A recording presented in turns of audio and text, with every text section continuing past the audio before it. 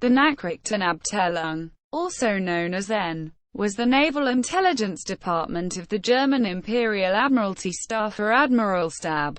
Between 1901 to 1919, it focused its efforts on France, the United States and above all the United Kingdom, whose Royal Navy was Germany's principal rival for naval supremacy, although it was able to recruit a worldwide network of agents, drawing on the resources of German shipping companies and the German diplomatic service.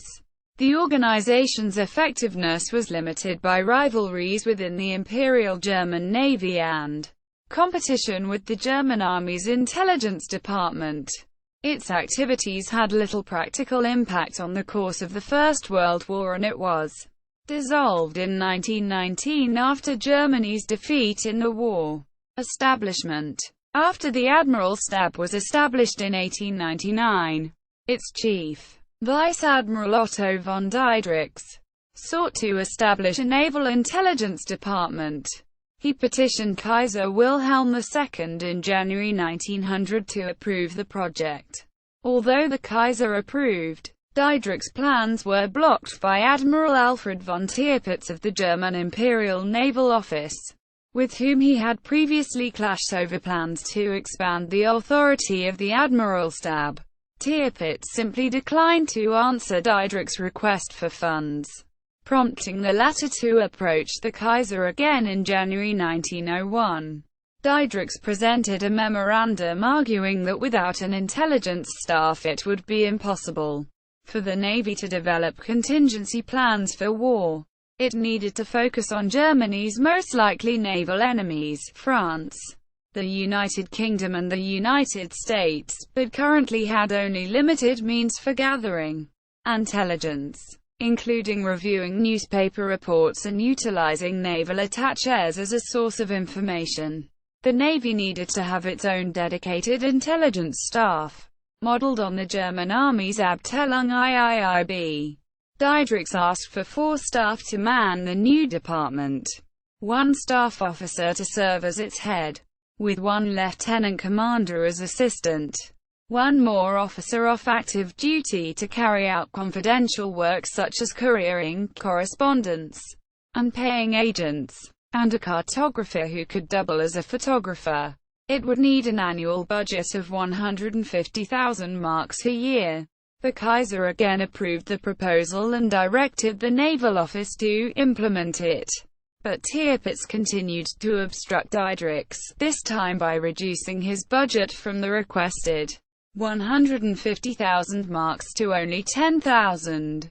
Nonetheless, this was enough to establish the new department at the Admiralstab's headquarters at 70 Königgrätzer, today's Stresemannstrasse, in Berlin. Originally called the Nachrichtenbureau, Intelligence Bureau, it was soon renamed the Nachrichtenabteilung or Intelligence Department, known simply as N for short.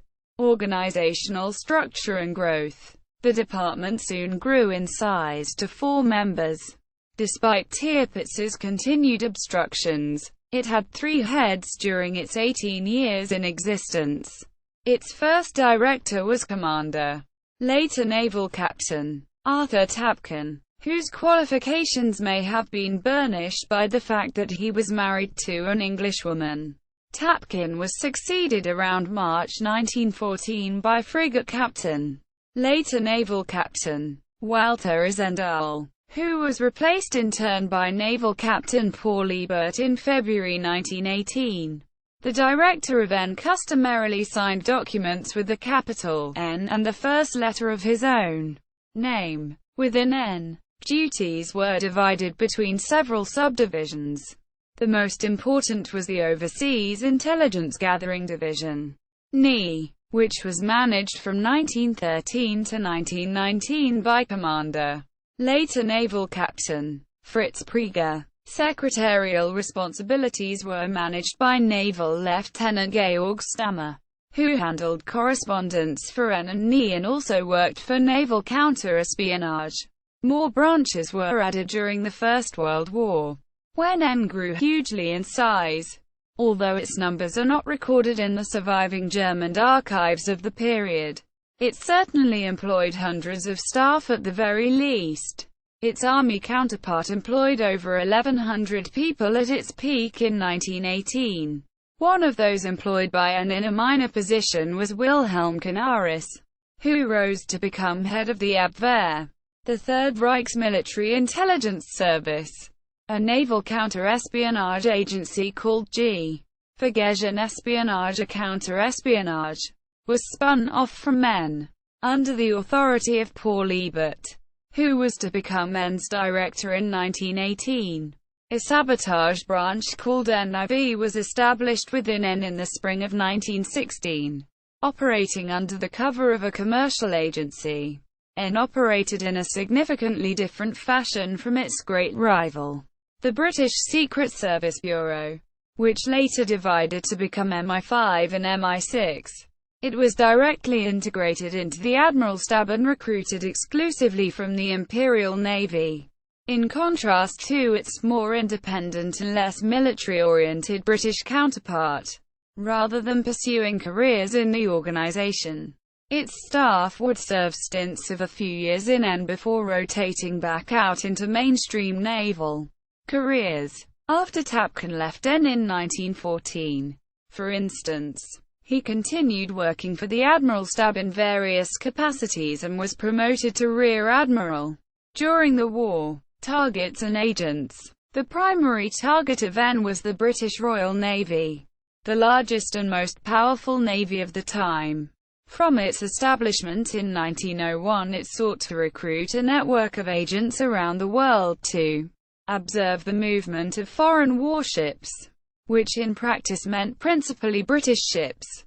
Political considerations led N to also focus attention on the French Navy.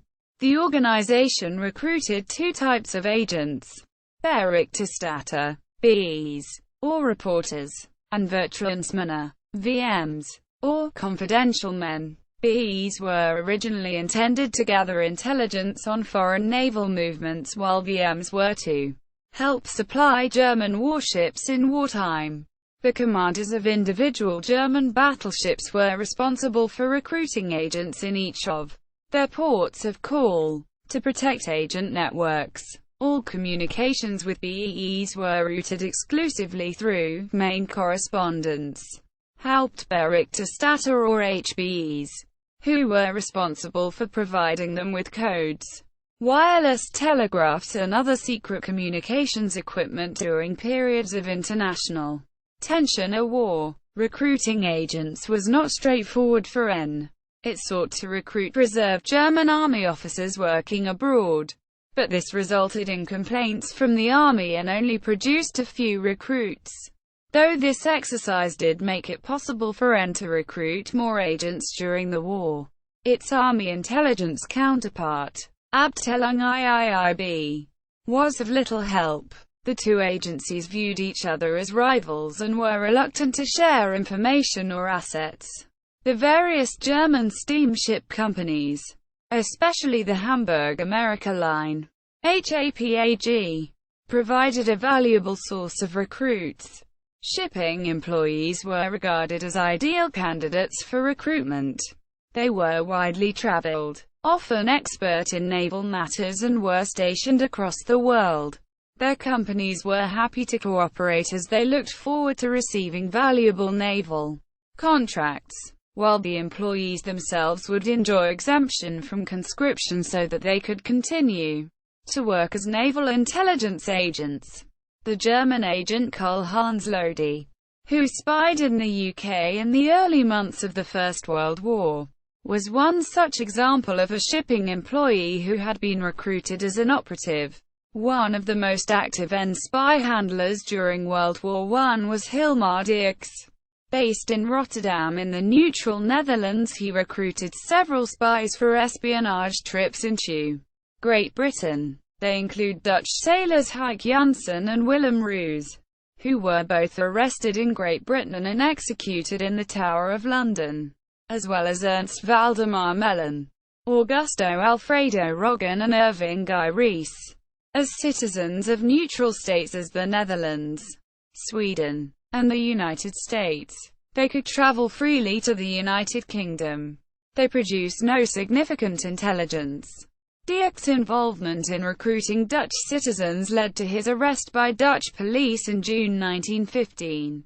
The German diplomatic service was also an important source of recruits, with the Admiralstab approaching German diplomats to recruit them directly or to enlist their help in recruiting others.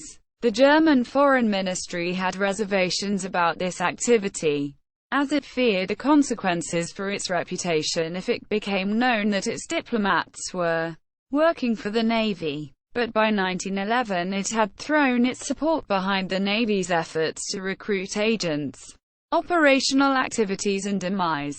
On the eve of the First World War, N had established a global war intelligence system, Kriegsnachrichtenwesen KNW, which was intended to provide a flow of intelligence on foreign naval movements in the event of war or heightened tension. In practice, the system proved a failure. Britain cut Germany's overseas cables in August 1914, cutting off contact between N and many of its operatives abroad. In 1915, the Admiralstab instructed most of its overseas agents to discontinue their activities.